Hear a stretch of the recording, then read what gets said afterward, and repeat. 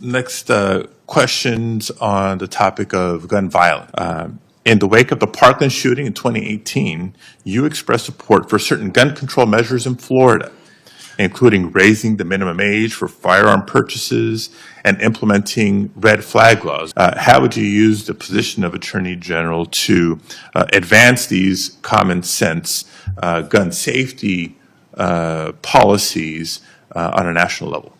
First, Senator, let me say I am pro-Second Amendment. Trump's pick for Attorney General is causing waves in the gun community.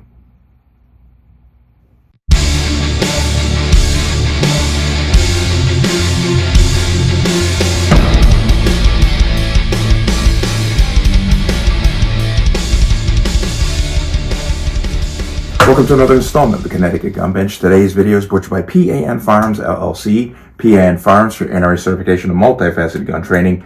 You can reach us at 203-300-6343 or use our website at www.panfirearmsllc.com.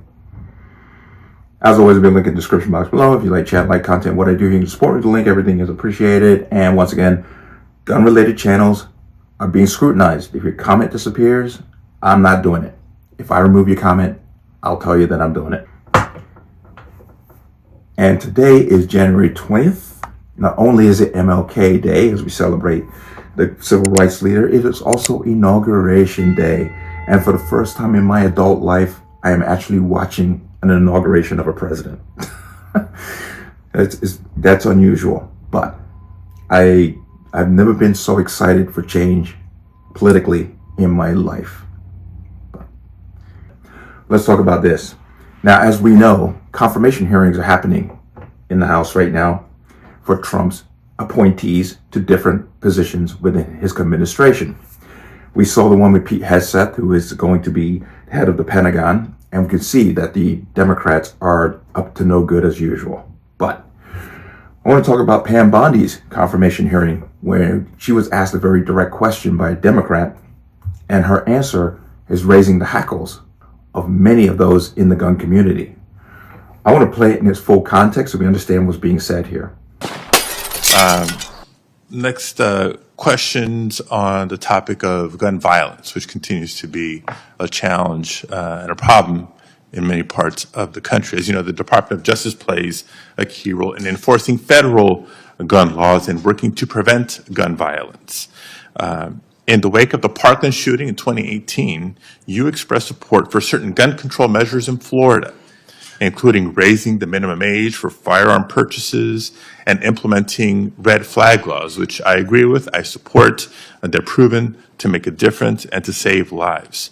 How would you use the position of Attorney General to advance these common sense gun safety policies on a national level? First, Senator, let me say I am pro-Second Amendment. I have always been pro-Second Amendment. I will follow the laws of my state of Florida and our country, of course, regarding any gun laws. I worked that shooting, meaning I was there. I am an advocate for the Second Amendment, but I will enforce the laws of the land. Okay, well, I appreciate that. I would certainly hope so.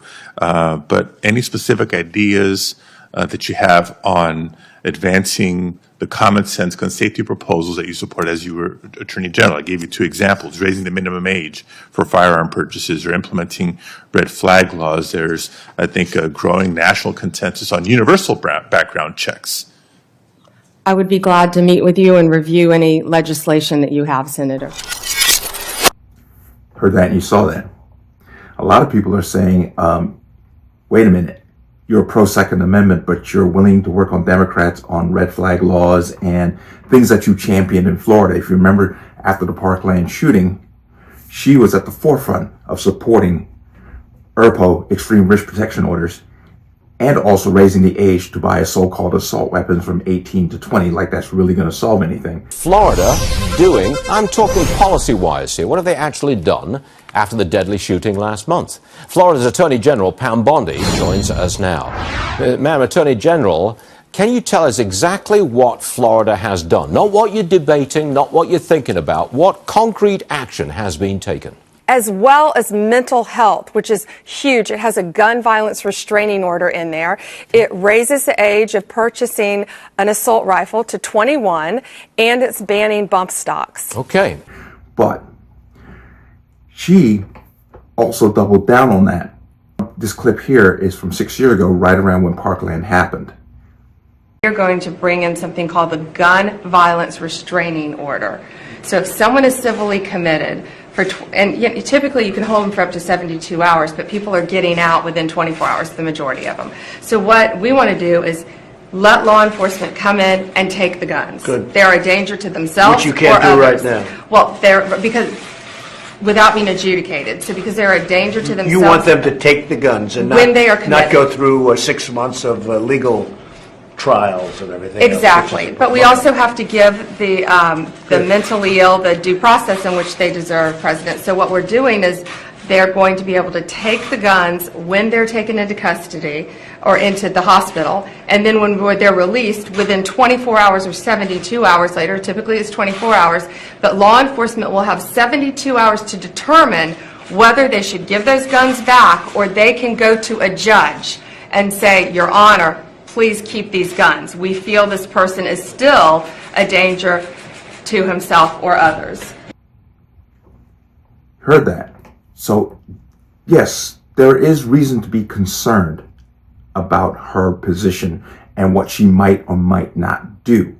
Now, you have to realize, and I'm not really ready to condemn her yet, because you have to understand what she is talking about when she says extreme risk protection orders. She means you have been committed by a judge to a mental facility. The police then can come in and take your guns, and once you're released from that facility or from where you're being held, the police have 72 hours to go back to that judge and say, no, we need to keep these because this person might still be a risk. That is completely different than the Democrats' definition of red flag laws, which basically means I don't like my neighbor, I'm going to make up some story about them, go before a judge, and this person doesn't even know what I'm doing until the police comes to their door to take the guns from them. That's the Democrats' version. Her version is a little different. I'm not saying I'm comfortable with it, but there's definitely a line drawn between the two ideals of what she believes in and what Democrats believe in when it comes to this. Now, like I said earlier, I'm not ready to condemn her yet. This is a confirmation hearing. This is nothing more than smoke and mirrors. And there's no indication of what this person might or might not do. This is just a lot of talk to impress people, to play like the moderate, like they all do. Supreme Court justices, when they're being nominated, everybody plays the same game. And she's playing the game with it too, so I'm not going to jump down her throat yet. But her behavior in Florida after Parkland, if that is going to be any indication of what she is going to do as the Attorney General, who's in charge of the DOJ, which the ATF is under, we should be worried, in a sense. But once again, we won't know until she takes the reins of Attorney General. And that's unfortunately the way it is. But as you heard in that confirmation, the Democrat asked, she said she would defend the laws of the United States. I'm like, yeah, but is it going to be the same thing as you defending the laws in Florida? Once again, you reacted to Parkland partly in a way that most people react to these kinds of shootings. You talk about banning and restricting someone else's rights who had nothing to do with the actual incident. But once again, we're going to have to wait and see, because she will probably be confirmed. His headset looks like he's going to be confirmed. So she's going to make her way through, and she will be the Attorney General. I just hope that she's just basically giving us fluff right now just to get through the confirmation process. But I think that even if she was to go rogue and start to promote a whole lot of anti-gun moves, I think Trump will rein her in. I don't think Trump's going to go for it. But let me know what you think. As always, you can leave your comments in the comment section below. And as always, any statements of violence or statements that lead to violence will be removed. Please like, share, comment, subscribe. Don't forget to hit the notification bell so you're notified the next time a video goes live. I'm going to see you on the next one. Peace.